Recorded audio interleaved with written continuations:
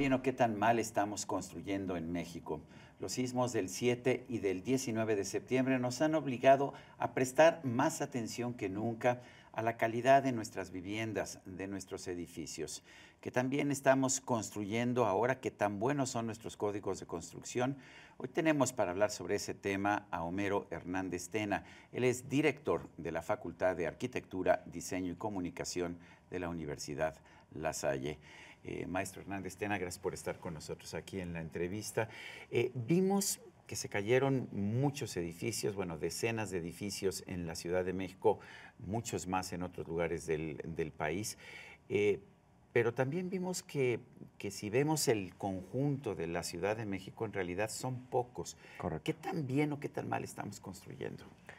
Bueno, efectivamente, a raíz del sismo del 85, se replanteó el reglamento de construcciones del Distrito Federal, en el cual, después de un estudio de un año, año y medio, se hace una modificación importante de este documento, y en el año del 87, más o menos en marzo, se vuelve a publicar el nuevo reglamento de construcción con sus normas técnicas complementarias para el diseño de los edificios de la Ciudad de México. ¿Esos nuevos edificios sí son mejores? ¿Los edificios nuevos sí resistieron mejor, por ejemplo, ahora los sismos del 7 y del 19 de septiembre? Definitivamente, el nuevo reglamento establece unas condiciones de diseño estructural mucho más agresivas que permiten prácticamente resistir sismos de más de 8.5 grados. Oiga, eso me preocupa porque en 1776 tuvimos un sismo de 8.6, por arriba de esos 8.5. Sí, en realidad, bueno, no, es decir, los sismos tienen muchas características y es muy difícil, además de que no se pueden prever con exactitud cuándo van a suceder, tampoco ni la magnitud ni las características que tiene el sismo. Las características son muy diversas, tienen que ver si son oscilatorio, trepidatorio, la dirección en la que vienen, la distancia que vienen del epicentro, y en este caso hubo una circunstancia muy especial que fue la de que, que el epicentro estaba más cercano que de donde vienen generalmente, que son de las costas de Guerrero. En esta ocasión el epicentro fue entre Puebla y Morelos, por lo cual estábamos más cerca del epicentro, y aunque era de menor magnitud el sismo, nos pegó mucho más fuerte. ¿Cuáles son los cambios concretos que se hicieron? ¿Cimentación, no sé, columnas de sustentación? ¿Dónde estuvieron los cambios? Bueno, los coeficientes para el cálculo de los edificios son mucho más amplios. Esto generalmente deriva en que las estructuras de nuestros edificios tienen una estructuración mucho mayor a la que tenían antes del 85. Entonces, si comparamos una columna de un edificio, vamos a decir de 8 pisos, que esté calculada con el reglamento de construcciones anteriores, y la comparamos contra una columna del mismo edificio, pero con el nuevo reglamento, hay una gran diferencia en la cantidad de acero de refuerzo y en la sección que tienen las columnas, por ejemplo. Antes de los años 50 o 60, virtualmente no se construían rascacielos en la Ciudad de México. La Torre Latinoamericana fue el primer ejemplo de rascacielos y tenía un nuevo sistema de cimentación. Hoy vemos el Paseo de la Reforma, que pues tiene un subsuelo arcilloso, muy acuoso, muy débil. Lo vemos llenos de edificios de 30 pisos o más y no se cayó ninguno. Es correcto. Yo creo que aquí estamos ante una situación de que la tecnología nos permite hacer, bueno, tenemos en Dubái edificios casi que están llegando al kilómetro de altura. Entonces, la tecnología no es tanto el problema, quizá más bien sea la forma en la que se han seguido la normatividad.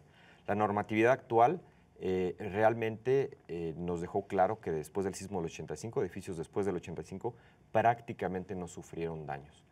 Los que sufrieron daños posiblemente es porque haya tenido otro tipo de irregularidades. De hecho, estaba yo viendo el listado de edificios que se cayeron ahora y son muchos edificios de 5 a 10 pisos en lugar de ser las torres gigantescas.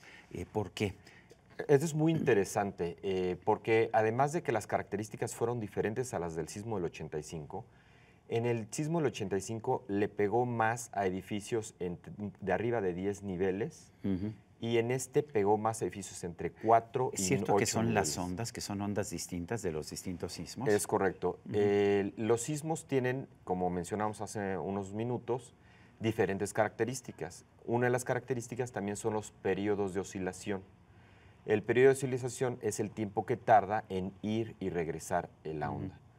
Estos periodos de oscilación entran en resonancia según la altura de los edificios. En este caso, el periodo de oscilación del sismo le pegó más a los edificios entre 4 y 8 niveles y precisamente los que estaban en la zona de transición. Es curioso, pero como todos sabemos, la Ciudad de México está asentada en lo que eran 5 lagos, el lago de Texcoco, el lago de Chalco, Xochimilco, y estos lagos que se desecaron generaron diferentes tipos de suelos. En lo particular, en esta franja que atraviesa la Ciudad de México de norte a sur, desde la Tabacalera, pasando por la Roma, Condesa, Colonia del Valle y que llega hasta Villacuapa, todo esto es lo que le llamamos el lecho del lago. Este lecho del lago tiene unas características diferentes a la zona donde está el centro histórico, que era el centro del lago. Al ser diferente, tuvo diferentes características de oscilación y por eso pegó más en esta zona. Pues vemos como una línea, ¿verdad?, de los edificios caídos. Es ¿Este correcto. era el borde de los lagos? Exactamente, era el lecho poniente del lago de Texcoco, ¿no? Recuerdo cuando se construyó la torre latinoamericana que se nos dijo, bueno, ahora sí podemos construir una torre de este tamaño porque tiene una nueva forma de cimentación. ¿Cuál fue esta forma de cimentación? En el caso de la torre latinoamericana hubo un gran invento de los años 50, que es cuando se hizo esta torre, que se le llamó pilotes de control. Para que nosotros podamos cimentar nuestros edificios altos en suelos que tienen una resistencia muy baja, lo que tenemos que hacer es hacer pilotes. Un pilote es una columna enterrada en la tierra que me hace que mi edificio se sostenga en la capa resistente del subsuelo. Es decir, no en la zona blanda, sino me voy a veces hasta a 40, 50 o 60 metros bajo la tierra, en donde se sostiene los pilotes, y así yo transmito la carga del edificio a un lecho mucho sólido, más ¿no? sólido. Sí. El problema es que como estamos sobre un lago, el lago en la parte de abajo, es decir, a 1 o 2 metros de profundidad, ya tenemos el nivel freático, es decir, agua. Como seguimos sacando agua de ese nivel freático, el piso, digamos, el nivel de la Ciudad de México ha ido bajando, y esto ha generado que, por ejemplo, la columna de la Independencia, cada 5 años se le aumente un escalón. Esto es porque no es que esté subiendo la columna de la Independencia, lo que está bajando es toda la Ciudad de México. Entonces los pilotes, hay diferentes tipos de pilotes. Lo que se inventó con la torre latinoamericana es que estos pilotes que estaban recargados en el lecho duro del subsuelo, al empezar a bajar el nivel de la ciudad, la torre latinoamericana iba a empezar a quedar arriba del nivel de la calle. Entonces, a través de estos pilotes de control, lo que se hace es que se hacen ciertos ajustes que permiten que la torre, literalmente, la van bajando según van bajando los pilotes que están recargados en el Yo estrato vivo duro. en un edificio de 30 pisos y me dicen que tiene gatos hidráulicos. No sé qué sea eso. ¿Qué son? Bueno, hay diferentes, dentro de las cimentaciones hay diferentes variaciones, ¿no? Una son los sistemas de amortiguación que permiten que los edificios, cuando entra el sismo, tengan cierta oscilación. Que se mueven. Por eso se mueve uno tanto ahí en estos edificios. Exactamente. Hay diferentes tipos de amortiguación, lo que se llama pasiva o activa, que permite precisamente que se absorba, que se disipe la energía, ¿no? Esto generalmente son para edificios altos, ¿no? Y obviamente son sistemas tecnológicos que han ido avanzando muchísimo. Incluso ahora los pilotes de control prácticamente han caído en desuso. Me da la impresión, no sé si estoy equivocado, que muchos de los edificios que se cayeron eran de los 60 y los 70. ¿Estoy en lo cierto? Es correcto. Edificios, yo creo que van de los 50 a los 80. Ese rango de edificios y edificios que coincidieron entre los 4, 8, 9 niveles y precisamente que estaban en este lecho del lago, en esta zona de transición, y pues que posiblemente varios de ellos tuvieron algún tipo de daño en el temblor del 85, ¿no? No fueron muchos, pero sí vimos edificios posteriores al 87, 88, a los nuevos códigos de construcción que sí se cayeron o resultaron muy dañados. ¿Qué pasó ahí? Bueno, pues ahí la verdad es que no nos explicamos qué pasó y la única explicación tendría que ser o que no se siguió el reglamento de construcción o que hubo malos materiales o que incluso no se hicieron los procedimientos administrativos para conseguir las licencias o de supervisión de los edificios. O sea, ya no serían problemas técnicos, serían quizás actos de corrupción o de negligencia. Es lo más probable. ¿Es buena la construcción en México? Pues sí, yo creo que el nivel de la ingeniería en el país es bastante buena. Si no se hacen edificios más altos en la Ciudad de México, es uno por los códigos, ¿no? O sea, la altura que tienen los edificios en Reforma está dada por una relación que tiene que ver con el reglamento de construcción, que tiene que ver con el ancho de Reforma.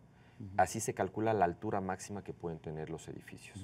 Por eso casi todos están saliendo como de 30 pisos más o menos. Exactamente, algunos de pronto bueno, de hecho tienen más de 30 pisos, Bueno, pero 30 y tantos, pero sí, no es mucho más. O sea, no Exacto. tenemos torres de 80 pisos, por ejemplo. Exactamente, entonces, por ejemplo, la Torre Reforma se remetió un poco más y por eso pudo ser un poquito más alta y por eso le ganó a las otras, pero por cuestión de metros, ¿no?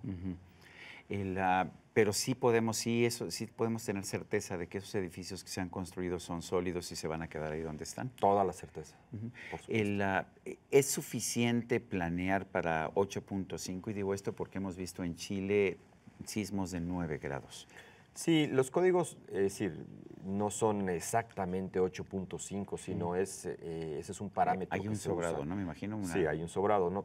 Pero vamos, tampoco se podrían hacer edificios para 12 grados porque serían incosteables. La cantidad de acero y concreto que se tendría que usar en las estructuras no sería viable, ¿no? Entonces se usa con una serie estadística la cantidad máxima que puede tener de magnitud un sismo en esa zona y ese es el parámetro y obviamente está un poco sobrado, ¿no? Homero Hernández Tena, director de la Facultad de Arquitectura, Diseño y Comunicación de la Universidad La Salle, gracias por conversar con nosotros en la entrevista. Muchas gracias. Y a usted, amigo televidente, que hace posible este programa, se lo agradezco también. Esto es todo por hoy, pero no se le olvide. Nos vemos la próxima.